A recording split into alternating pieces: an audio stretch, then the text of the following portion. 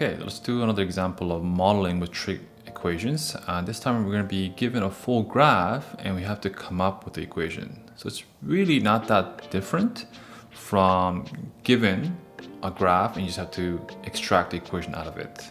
Let's take a look. Here it is. So as you can see, we're given a full graph, right? And they describe that, with the y-axis represent the voltage, the x-axis represent the time. So you have to understand that this is a relationship between time and voltage, okay? The period, okay? So from here to here, it looks like, let's see here. I'm just trying to see, it's not nice, right? Like the 0.01, 0.02, does it ever land on one of the exact? So that's one cycle from here to here. I will be guessing, right? If I pick a point between, this is 0.15, right?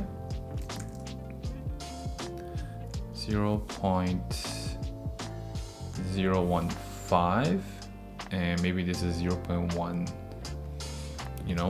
17?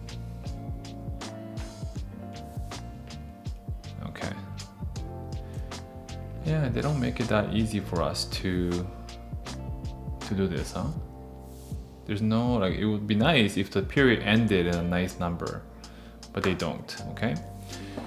So the period is going to be 0.017. That's my best guess by looking at the graph, because the graph is not super accurate. The amplitude is going to be 160. That's pretty clear, right? Amplitude is referring to this height here, so that's pretty clear. And the maximum voltage, the max voltage is equal to the amplitude, so 160 V. And we want to write an equation for this. So the equation for this, we can use a sine function. We have amplitude, which we know is 160. Sine kt, okay? And k we can get because we know 360 over k is a period, but we have the period, right? We have 0.017. So k is going to be, if you multiply both sides by k,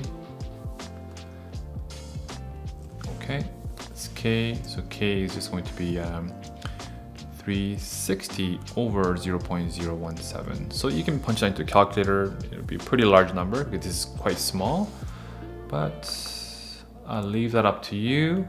I'll just replace that k with this.